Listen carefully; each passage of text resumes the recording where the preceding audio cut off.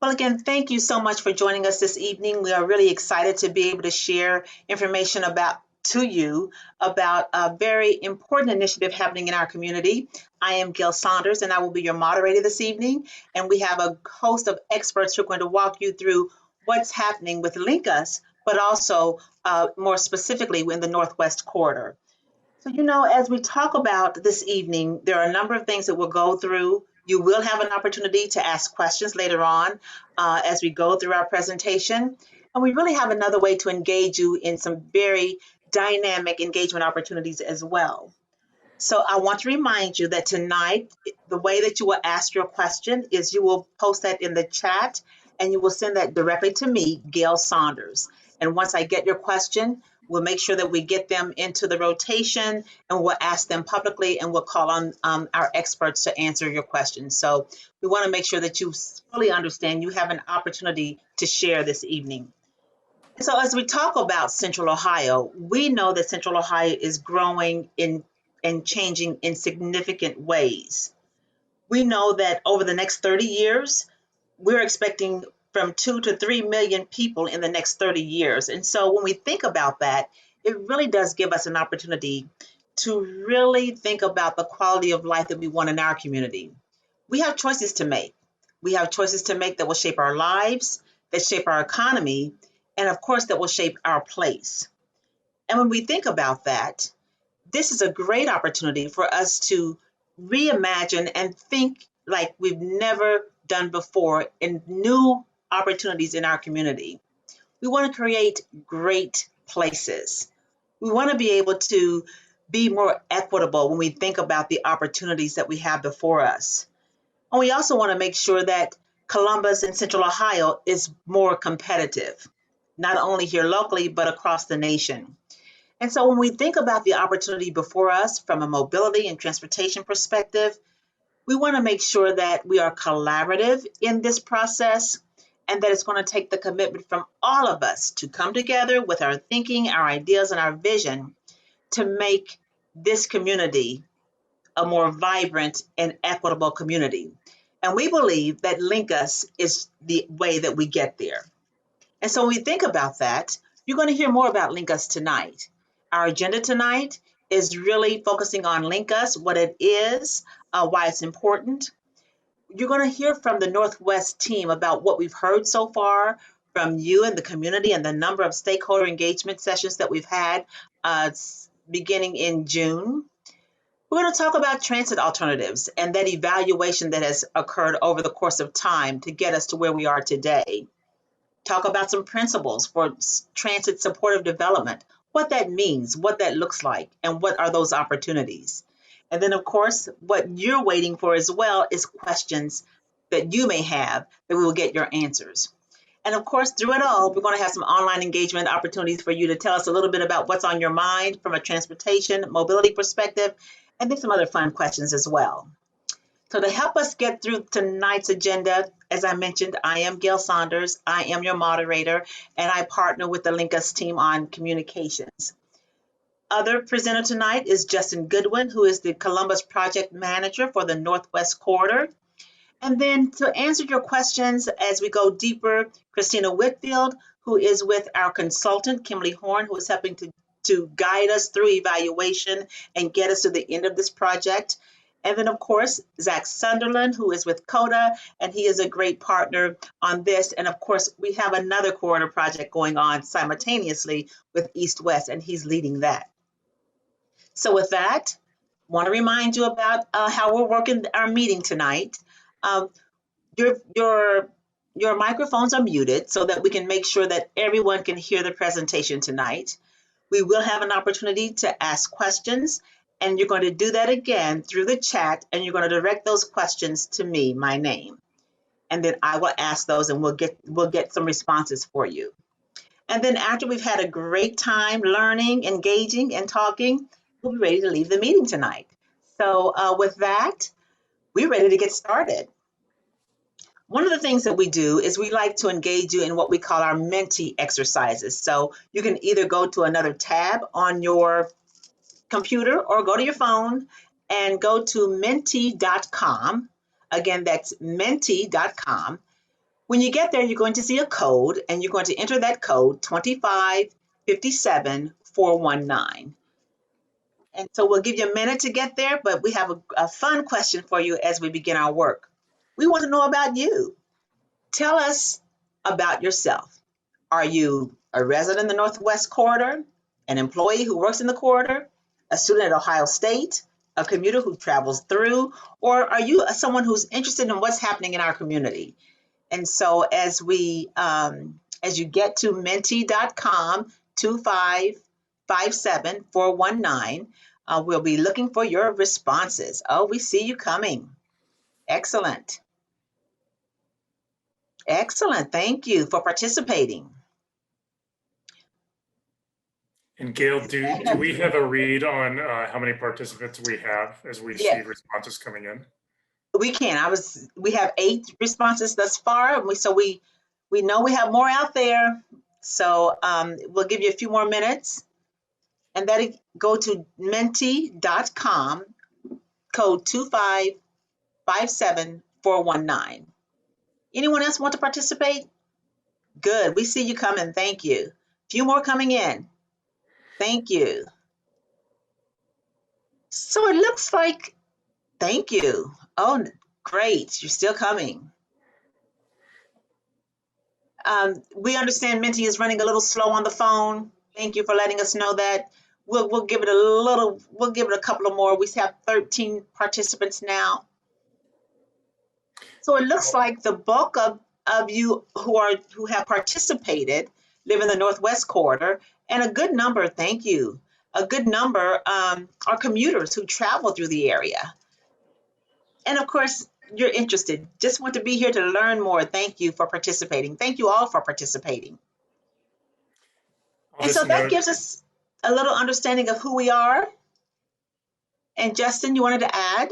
I was just going to let everyone know as we go back to our presentation slides, you can continue if you haven't entered yet, or if it's moving slowly, that'll still be available. And we'll be recording all of the responses that we get through the Mentee exercise. Thank you. And so as we go to our next slide, we want to give you an overview of LinkUs for those of you who may be new to our engagement meetings. And so when we think about LinkUs, we see LinkUs as Central Ohio's transformational and comprehensive prosperity and mobility initiative. It is in partnership with Columbus, City of Columbus, Coda, Morpsey, and Franklin County. And what we mean by that is this initiative will provide equitable mobility options for residents and visitors who visit our great city. We want to make sure that as we're planning and building these corridors, we are thinking through access to jobs and affordable housing. But of course, economic growth is very critical. So that is also part of the thinking and the vision for LinkUs. And of course, sustainability is critical. And so what we do, how we move forward, how we grow, we want to make sure that it's sustainable, not only for today, but long term.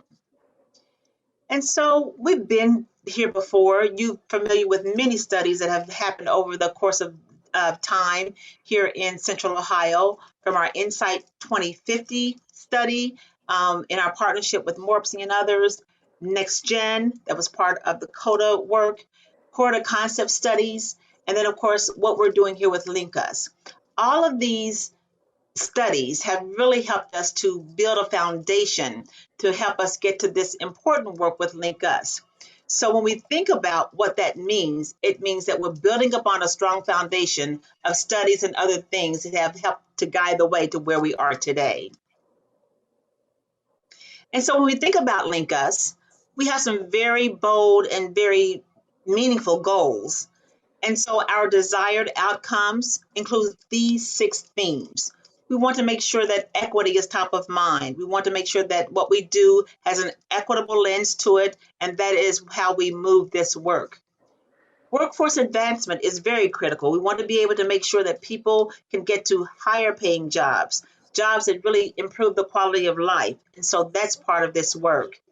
Innovation is certainly critical to the work that we're doing through LinkUs. Economic development, affordability, and sustainability. These are all critical, and these are our goals for LinkUs. And when we think about that, we have a number of initiatives and other things that are happening across the city.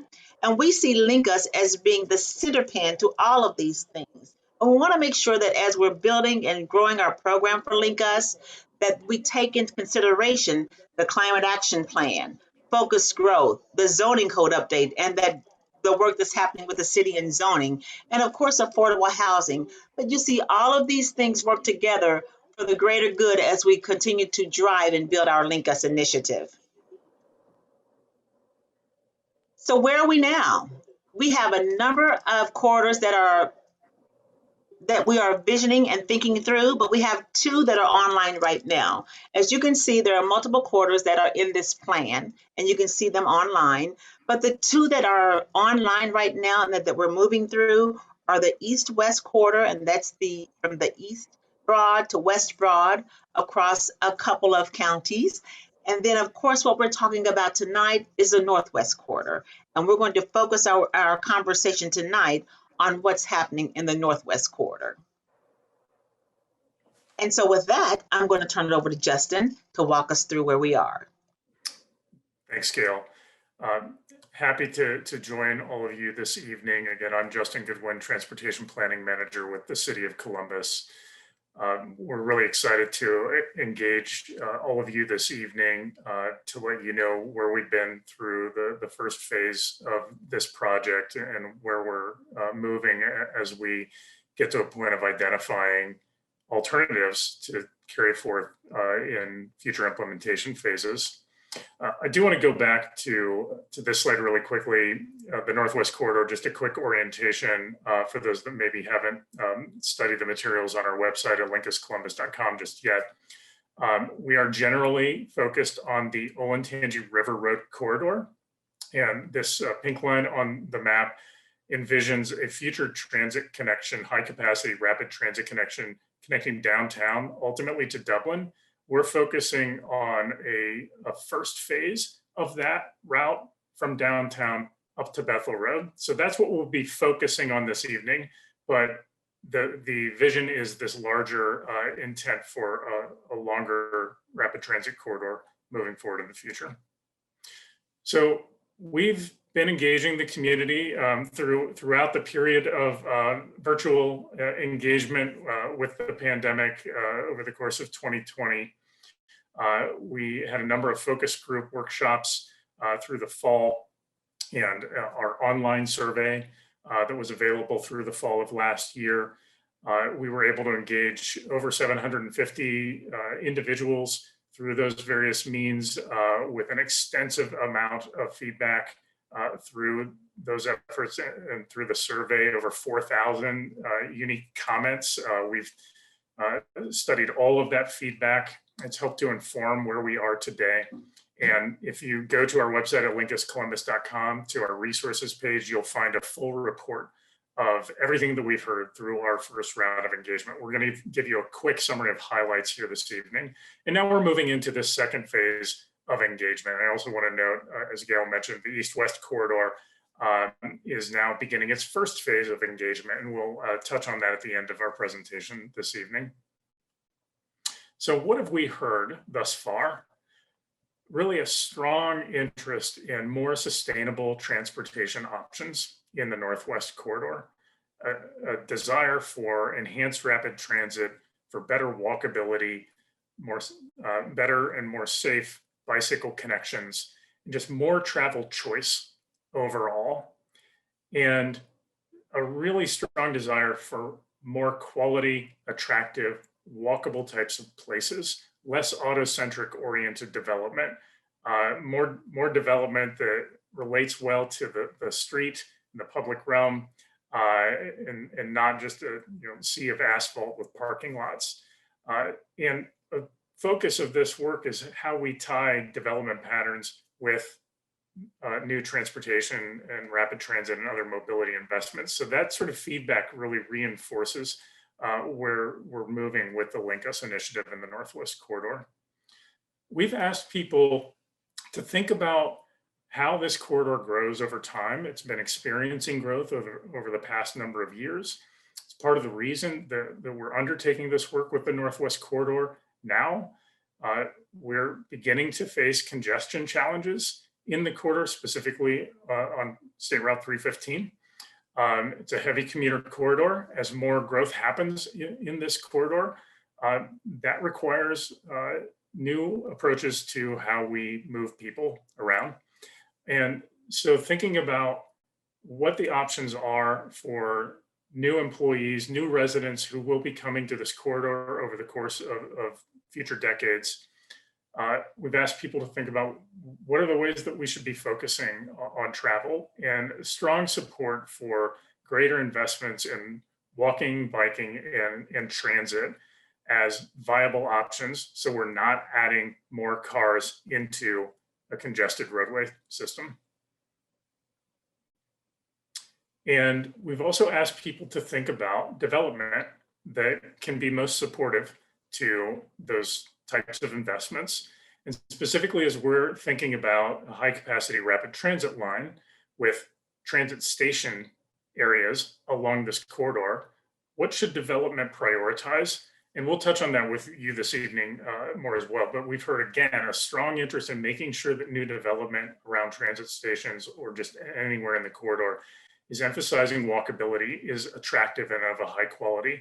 Also that it's integrating well with surrounding neighborhoods. The development should be connected to the existing fabric of our neighborhoods, not isolated one-off individual developments, bringing amenities to the residents who live and work in this corridor already. So that brings us to the more technical side of the work that we've been undertaking through the first phase of the project in 2020. A focus on alternatives for high capacity rapid transit improvements in the corridor. And that takes two forms, a focus on mode, and we'll touch on that in a minute, and then different routing and alignment alternatives. And by mode, I just want to know, you see some examples of different vehicle types here.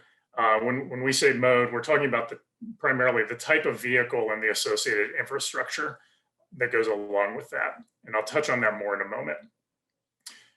First, though, I want to note where we're at in this overall process. So we've worked through a lot of technical evaluation in 2020, but this is, and it's building on a lot of that foundational planning work and other studies that Gail noted earlier with Insight 2050 and Northeast Corridor Concepts work. So we're really advancing from those studies into implementation now, but there are still a number of steps to move forward through implementation, especially as we're thinking about advancing a rapid transit investment.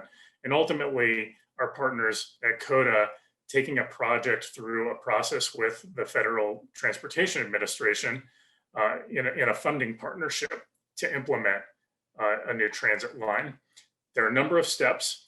Each of these steps actually takes years to move through a project development process, engineering, design, and ultimately getting to construction. We're at the beginning phase in this planning effort to inform those next more detailed steps moving forward with the FTA. And this is one of many touch points of public and community engagement that we'll have.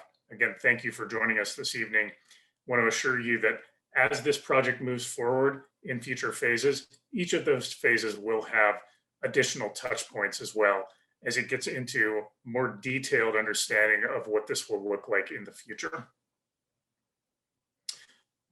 Early in the launch of this project last year, our project partners identified some key expectations.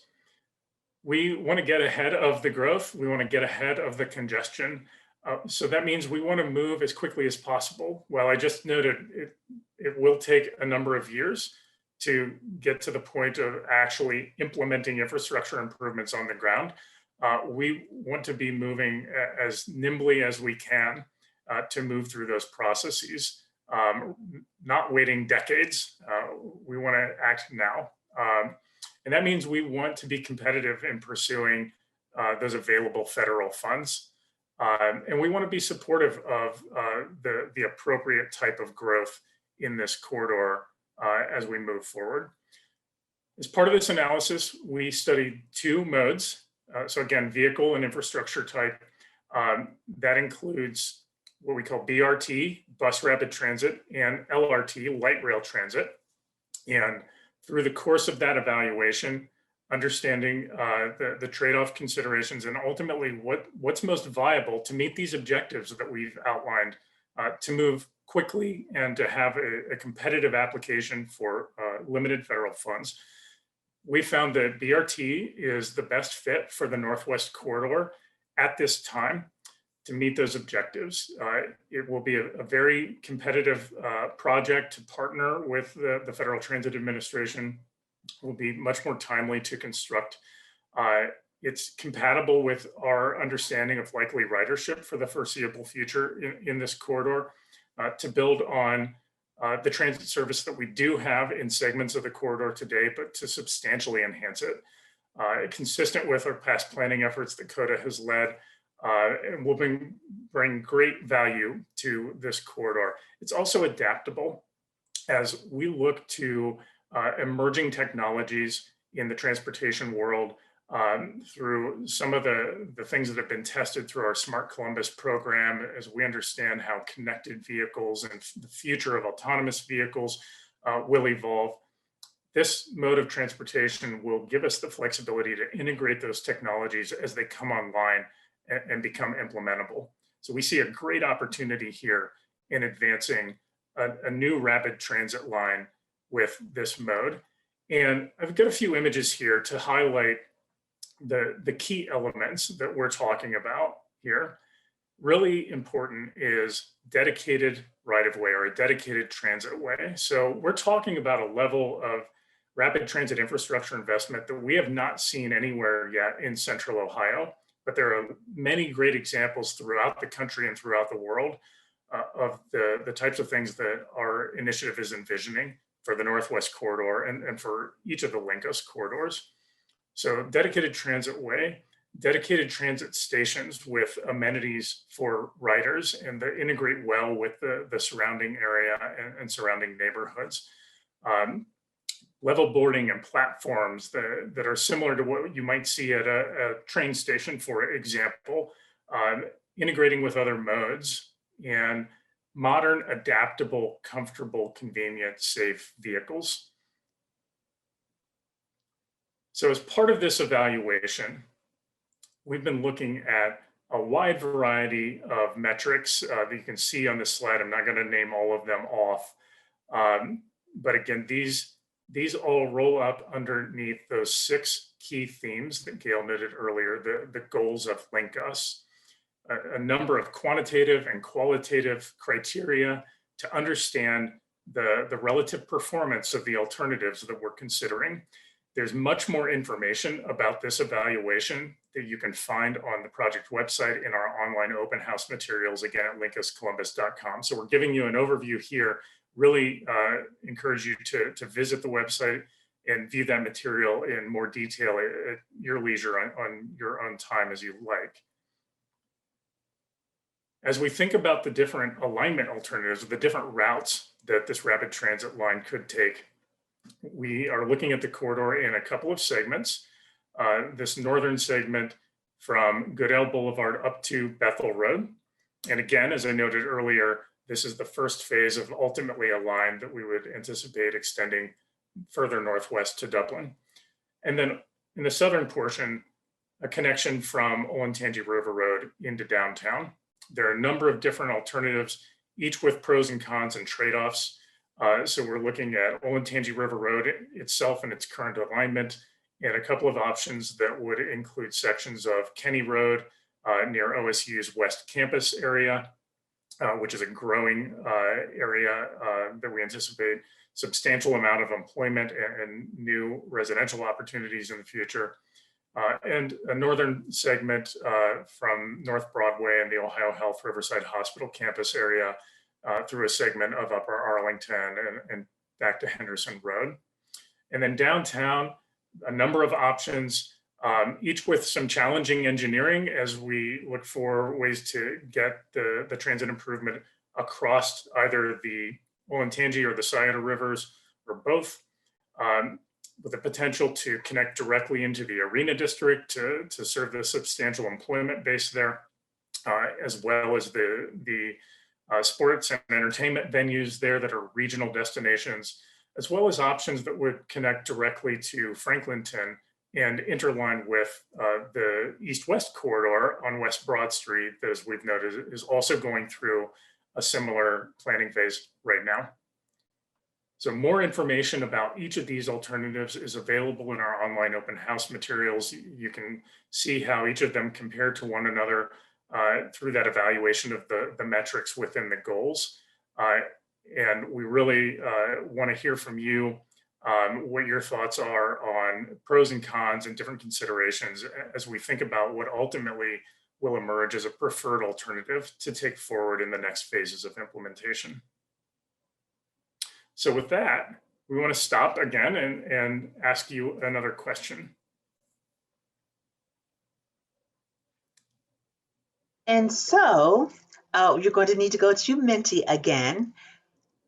When you're considering the routing and construction of rapid transit within the Northwest Corridor, what would you prioritize? And so we want to hear from you. What are your priorities there? And as we move forward with our slide, we'll give you some time to think through that question. And we do have a couple of questions as people are populating this and giving that some thought.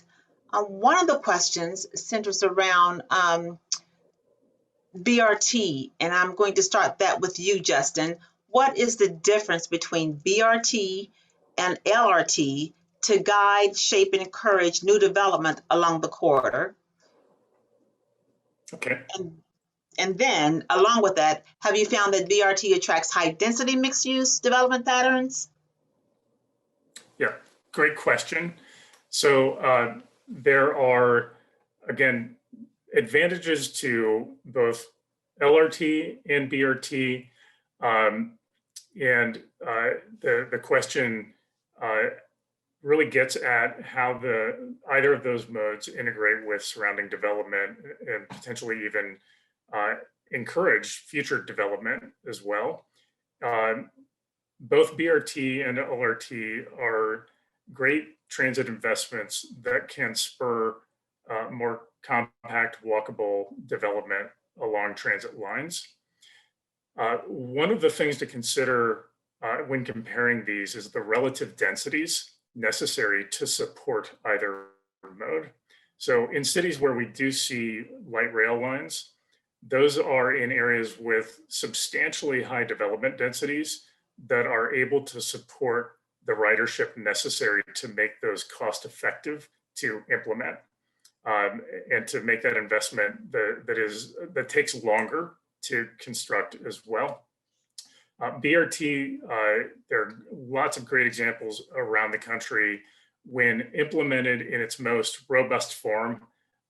There's a phrase out there referred to as gold standard, when we really make those investments in the dedicated right-of-way, in the amenities that take this beyond just a premium bus line, and allow it to operate in a way that's very similar to light rail.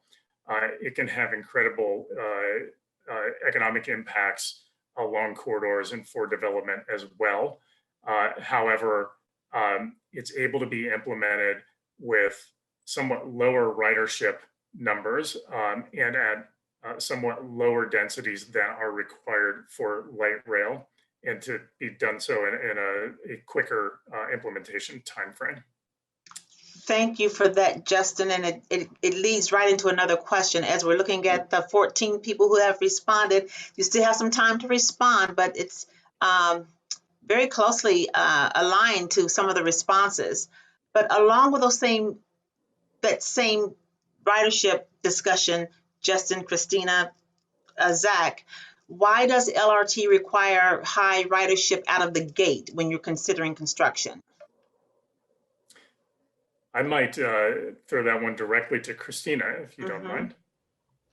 Sure. So if you recall back to some of the content that Justin was sharing earlier, we want to think about how we fund and pay for these. And a key component of that is how federally competitive your application is. And when you're thinking about your federal competitiveness, you're thinking about how FTA is comparing you to every other jurisdiction or municipality that is pursuing funding for a project.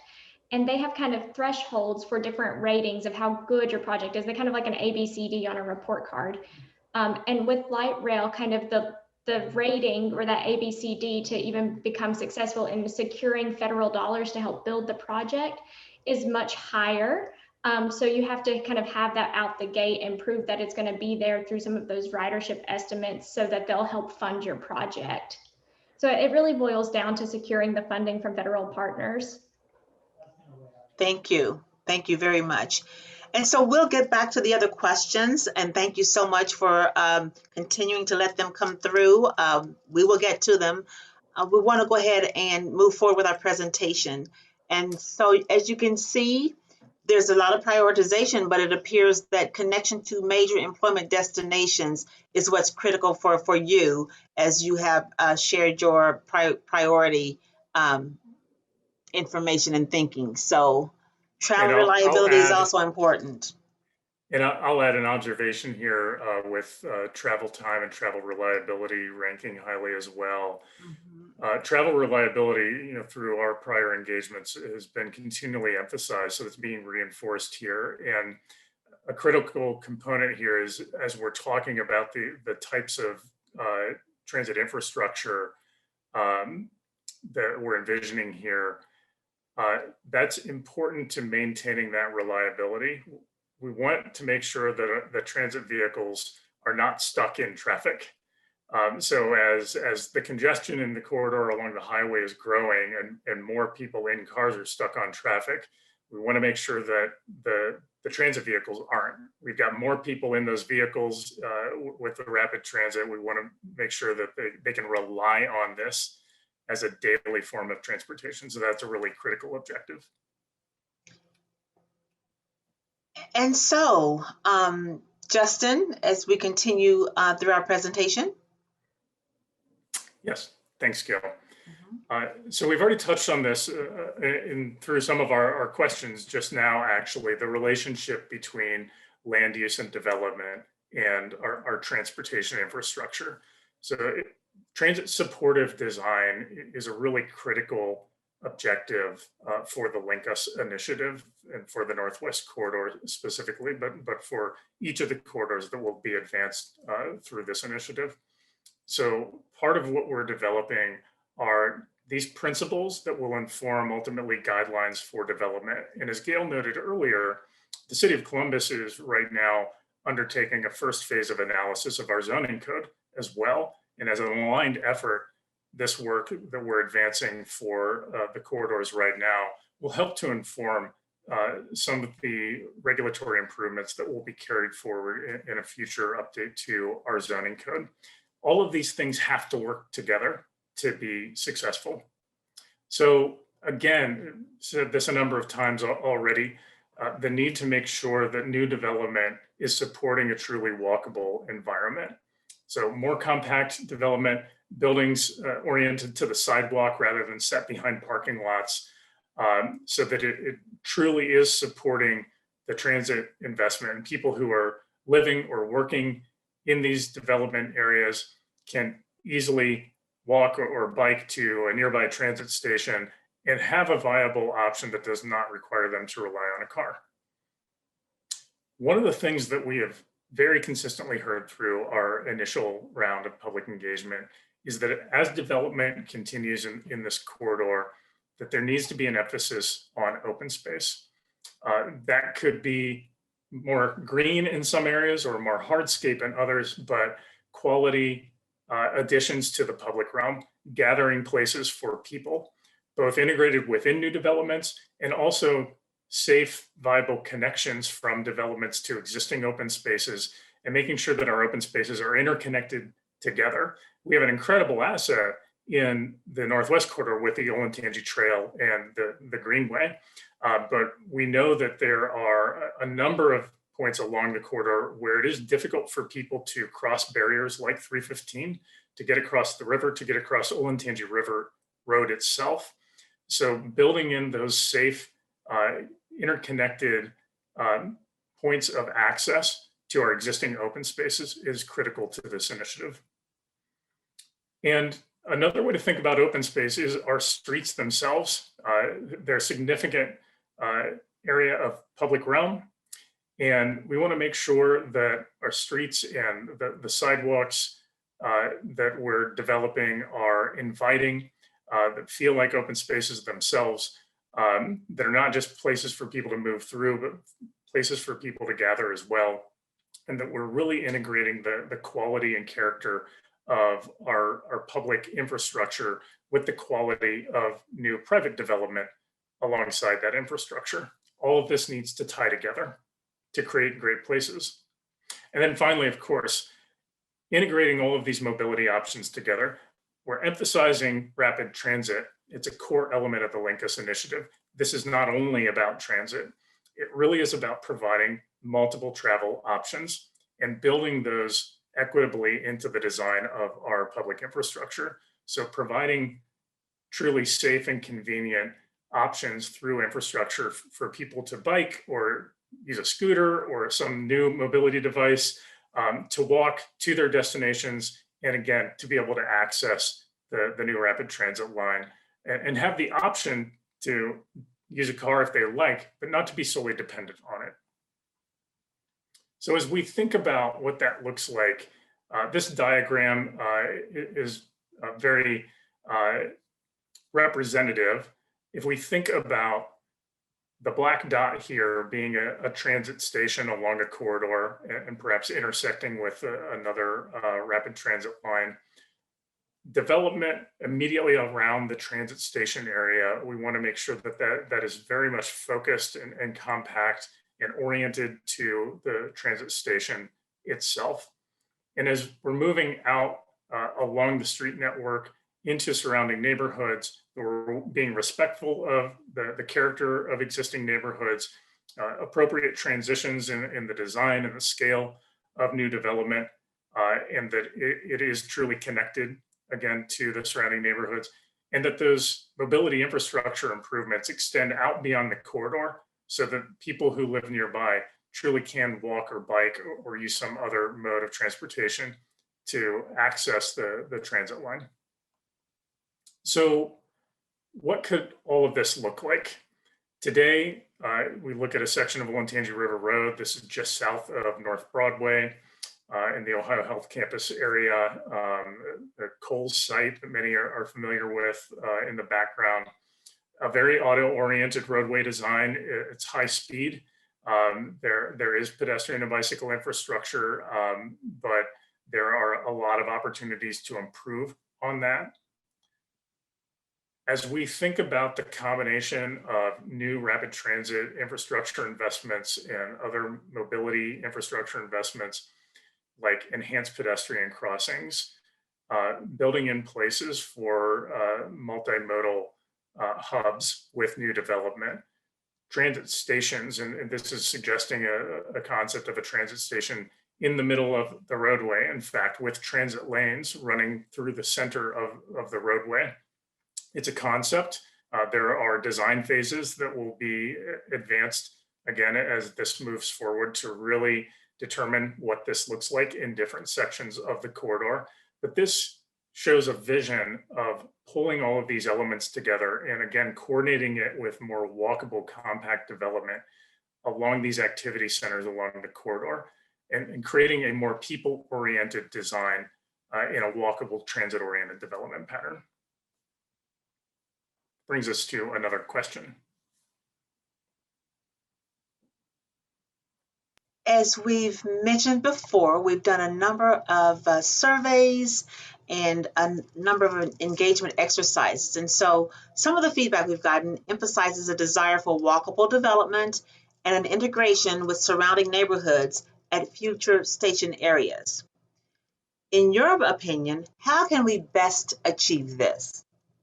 We're going back to Mentee, and we'll see what your thinking is.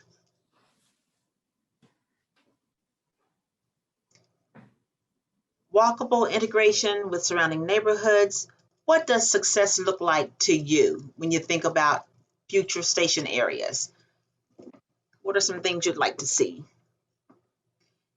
And as we are giving people an opportunity to think through that, I'm going to go to a couple of more questions. Question is, how will efficiency of the BRT buses be impacted by heavy snow? Great question for today, but if we look out our windows, and what is the anticipated cost per rider if we've done any of those evaluations yet? Justin? So I'll take the snow one initially, and then perhaps Christina, you could speak to the cost per rider evaluation. Part of planning for these improvements is laying out the initial capital infrastructure investment and ultimately understanding the cost to build that, but also long-term to maintain and operate. And there's more evaluation that will need to be done to really arrive at what those costs would be. But part of that is the city and CODA working closely together. You know, the city of Columbus in this case, or in potentially sections of other jurisdictions, we own and maintain the public right-of-way. We plow the roadways. So our snow warriors are getting ready tonight and through the next few days right now. And you know, those are partnerships that we already have, those types of partnerships between the city and CODA. CODA maintains its existing bus stop locations and shovels those for riders. Certainly thinking about a dedicated transit lane, we're going to have to make sure that maintaining that in snow events or other types of emergencies, that we have a plan in place and are budgeting for that and building that into the partnership. Thank you. Christina? As far as the cost per rider, that's actually a fairly easy answer at this time because that's something that'll get calculated in that next phase of the project. So we haven't actually got to that part of that within this project yet. Thank you. Thank you. We've gotten 9 responses. We know there's quite a few of you out there. So if we'll give you a few more minutes to respond, but parking is coming up as a consideration. Public art, development, and that's a theme that's coming through as well. Justin, this question is for you. Why are Ohio State and the Short North not being considered in the alignment alternatives for stations? Or maybe they have, so. Yes, I'm glad we have that question just to provide a little more context. On the maps that we had on screen earlier, those were just showing the alignments. We don't want to overload too much information on a map on screen. If folks, again, I'm going to keep plugging our website and our online engagement materials. If you go there to linkuscolumbus.com to our online open house, you'll be able to see those alignments in more detail and potential station areas that our team has identified. Those station areas will ultimately be refined into most viable locations for specific transit stations. But we are actually partnered very closely with the Ohio State University. They're a key funding partner of this program and part of our project team. So we have paid close attention to alignment alternatives that would have various potential ridership benefits to students and faculty for the Ohio State campus, the medical campus at Ohio State, as well as one of our alternatives specifically would serve the growing West Campus on Kenny Road. So one of the alternatives would remain along Olentangy River Road, sort of in the middle between main campus and West Campus. And we're also making sure that we're planning for a very close integration of OSU's CABS, the campus area bus system, which already has a really strong east-west connection between the West Campus and main campus and medical campus. And that will be really critical to tying this together into an integrated system. Thank you. Oh, and I'm sorry, there was also a question about the Short North, right? Yes, that's what I was. So one of the downtown connections also does touch the southern portion of the short north. It's one of many options. Pros and cons. Picking up ridership in the short north area, the Arena district, or get a potential Franklinton connection with potential station areas that would serve some combination of each of those areas. So again, more of that information is available in the online materials if you're really interested in that. Thank you. And we have 19 people who have responded in the Mentee. And so see if there's any particular themes. Quite a bit about parking, thinking through what that would look like. Places for walkable, wheelable, making sure that it meets the needs of all. And then we had quite a few responses about development and smart development and being mixed use development. So some top level themes as we look at the responses. So thank you so much for responding. And again, as Justin mentioned, we do capture these and we make sure that we take all of these responses into account. So thank you for participating. So that brings us, we're nearing the end of our program this evening. We want to take a few minutes for question and answer. Where are we going here? Well, we're here engaging the public through sessions like this. We had a similar meeting earlier today. And again, our online open house materials. So we're trying to engage as many people in the community as possible to get feedback, synthesize that with the technical evaluation that we've prepared, so we can bring that back to the project partners for consideration of identifying a preferred transit alignment and confirming recommendations around transit mode and what would be taken forward into a next design phase, as well as more specific priority multimodal connections, those pedestrian and bicycle connections and other supportive infrastructure to carry forward into design phases moving forward, again, with future public engagement opportunities. Great. And so we do have quite a few more questions, which is wonderful because we have time to, I think, to get through them.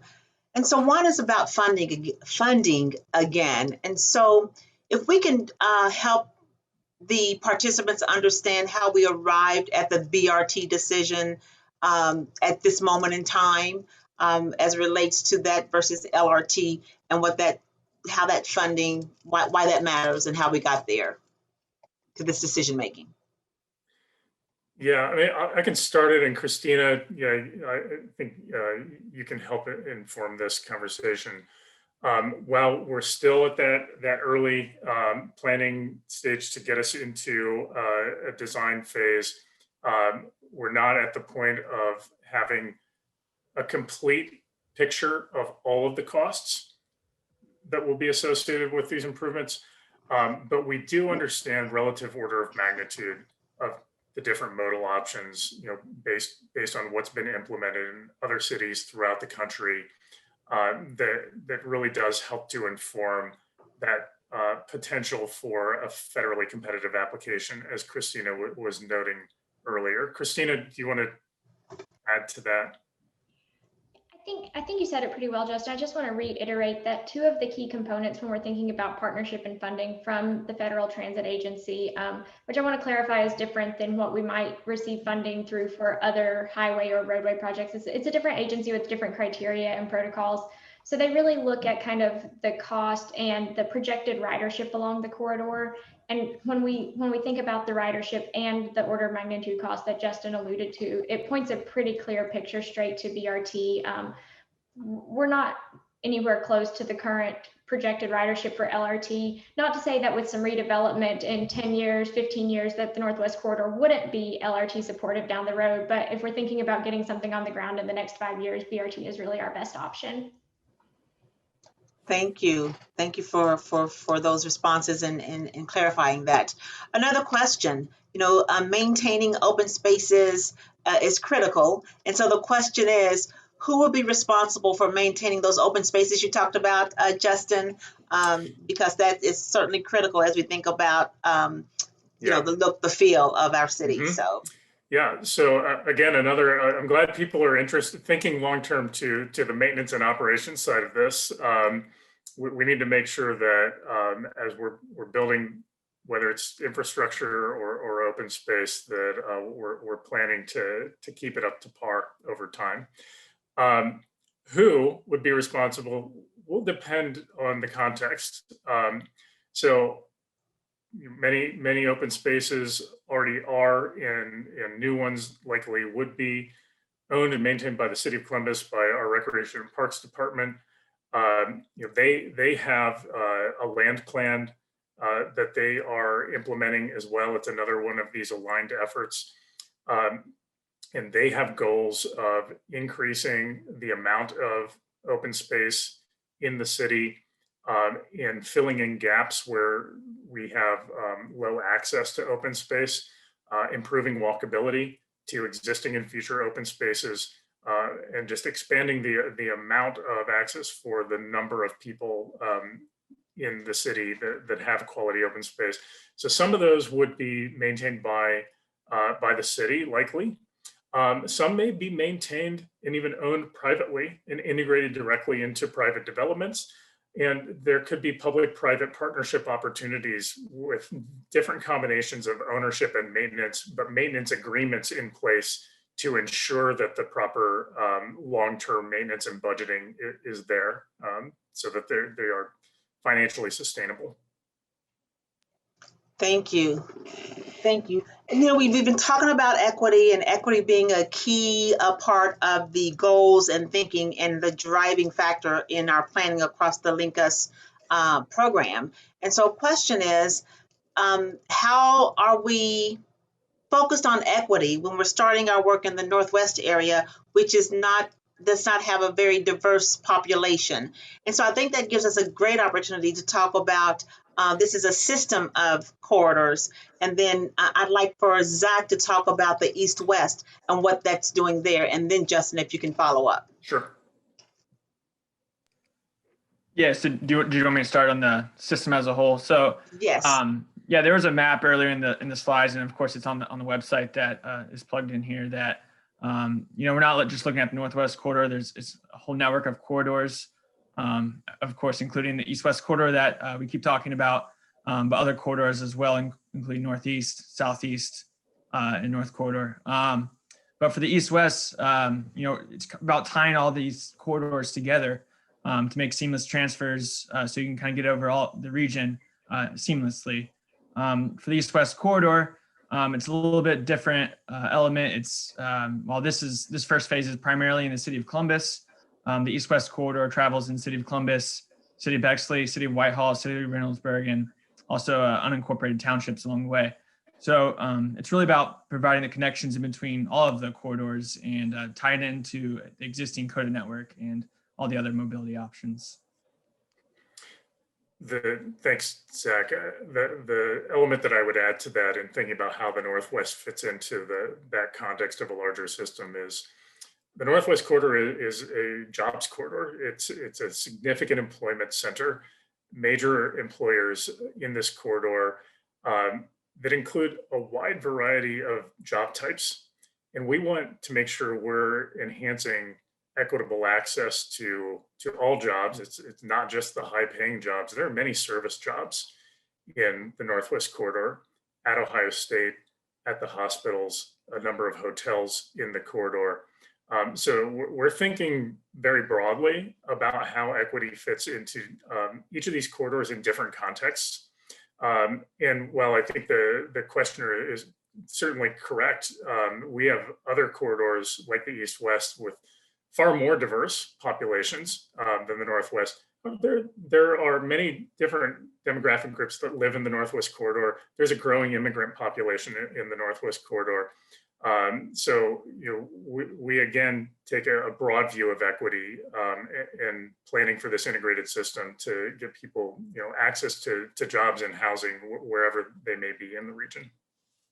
And if I can just add to that, in some of these other stakeholder and conversations we've had, a big part of this equitable work includes workforce development and workforce. And so a lot of the feedback we got was, please make sure that there's access in this area for us to be able to get to those jobs, those higher paying jobs, so that we can begin to build bigger capacity for our families. And so it is a comprehensive, holistic look at how we're doing this work, and equity is part of the driving factor and framework for this thinking. So thank you for that question.